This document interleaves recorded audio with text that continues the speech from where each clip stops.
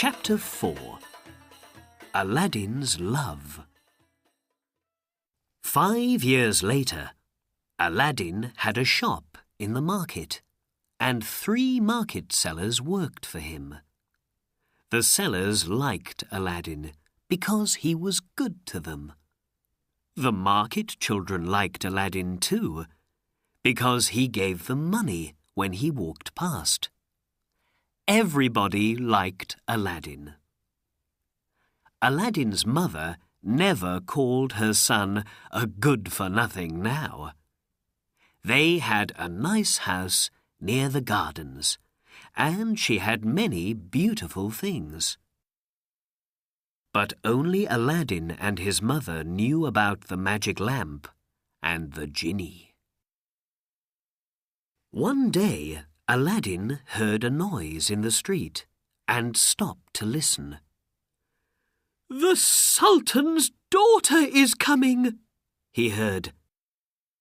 "Princess Badur al-Budur is coming."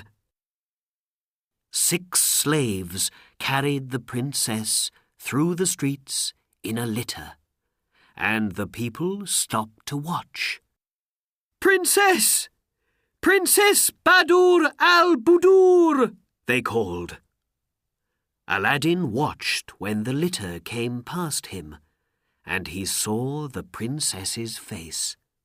She was beautiful, with big, dark eyes, the most beautiful woman in Arabia.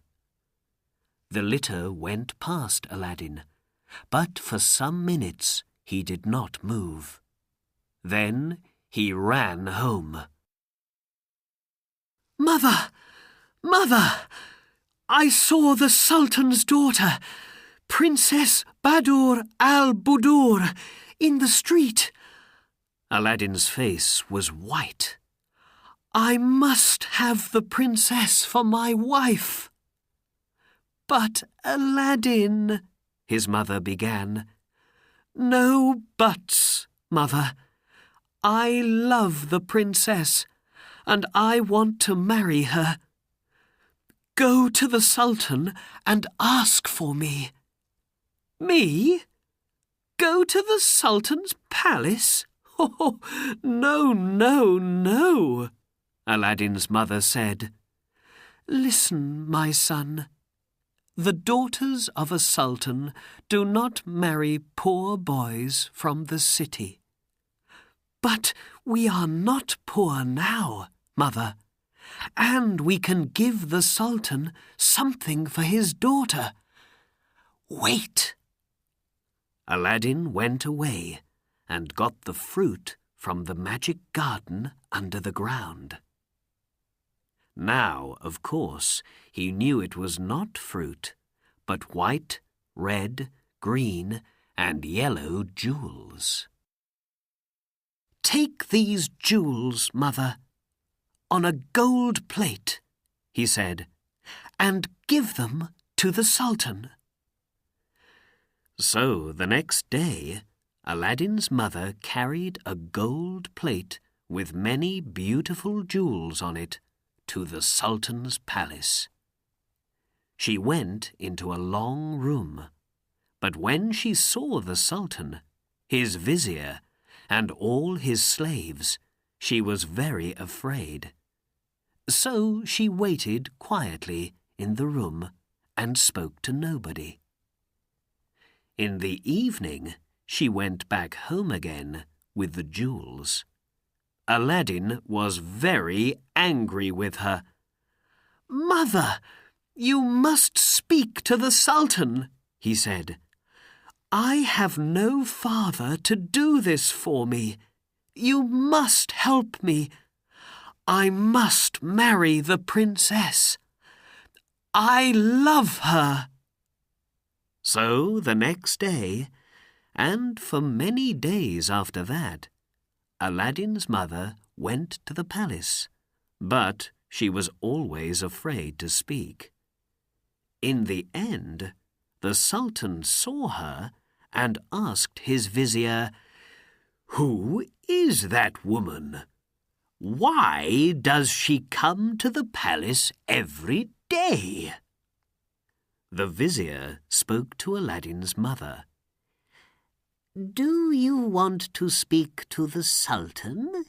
Yes, come with me.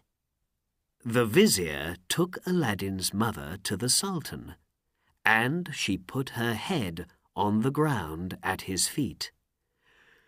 Get up, woman. Why do you come here every day? The Sultan asked. Speak, woman. Your Majesty, Aladdin's mother said quietly, I have a son, a good young man. He is called Aladdin. He loves your daughter, Princess Badur al-Budur. He cannot sleep or eat because of her. He wants to marry her.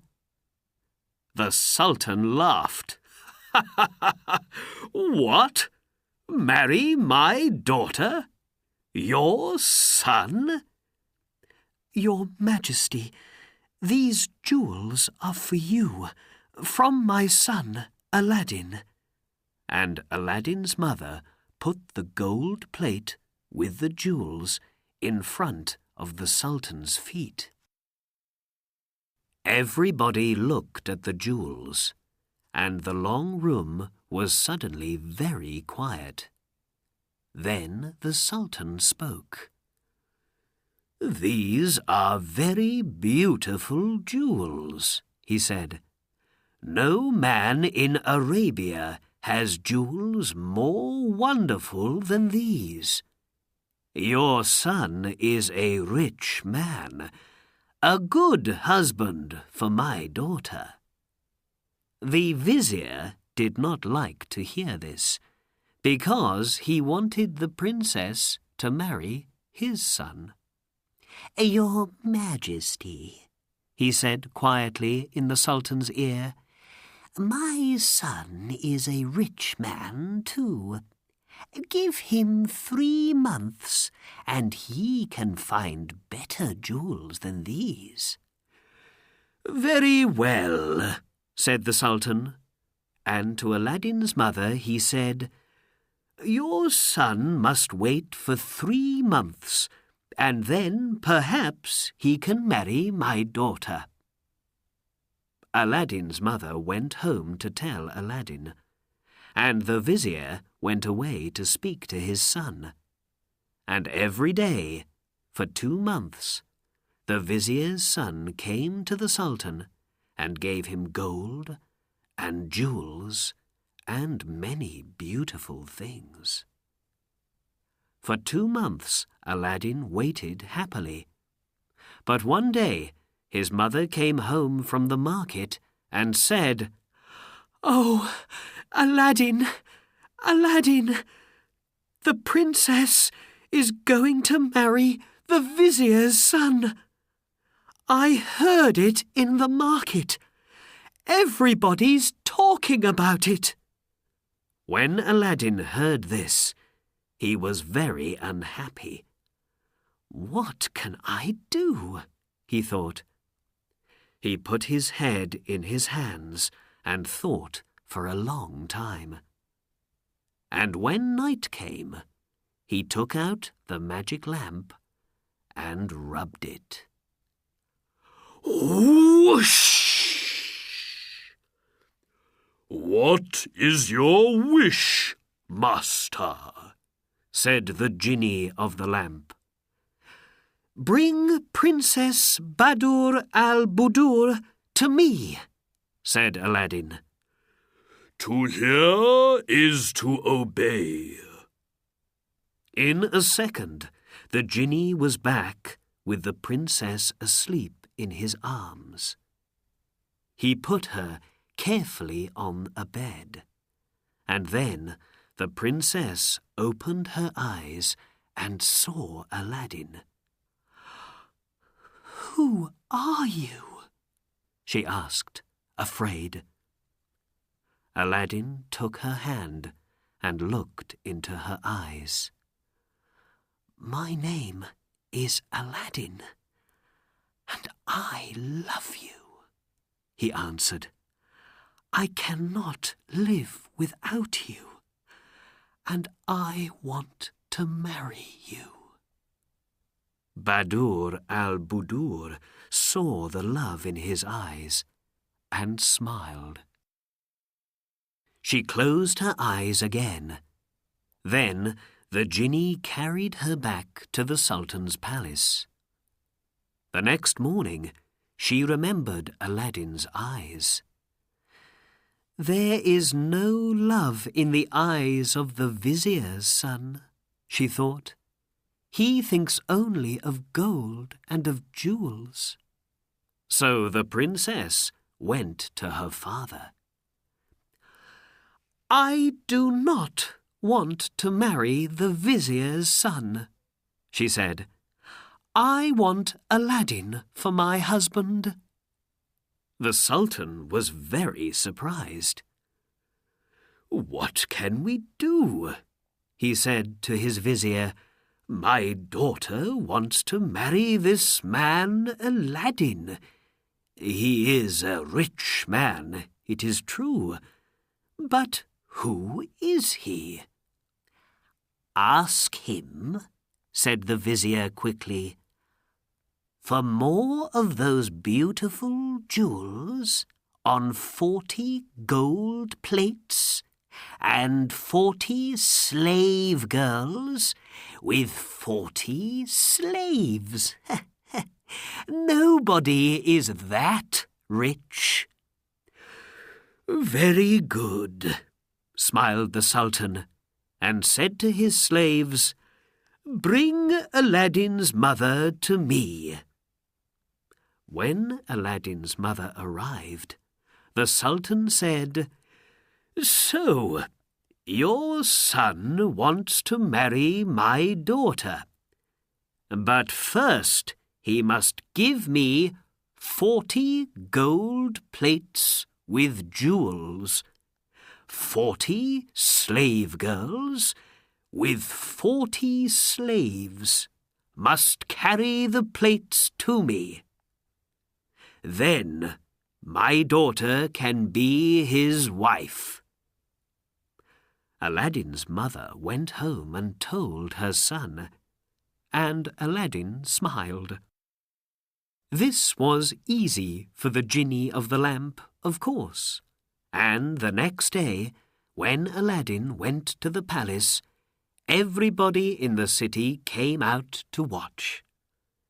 First came 40 slave girls in dresses of gold, and every girl carried a gold plate with wonderful jewels on it.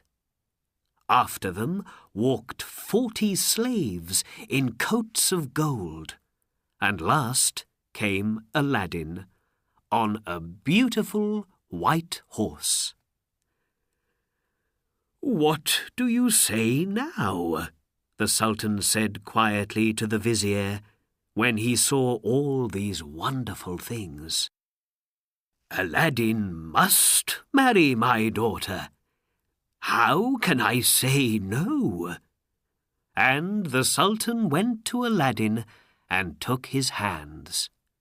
"My son," he said, "you can marry my daughter tonight." "Tomorrow, Your Majesty," said Aladdin, "because before I marry your daughter, she must have a palace, the most beautiful palace in Arabia." The Jinni of the lamp worked all night, and the next morning the Sultan saw from his window a beautiful new palace with gardens of fruit trees and flowers. "Wonderful," he said. "Black magic," said the vizier quietly. That night Aladdin married Badur al-Budur, and they lived happily in the new palace.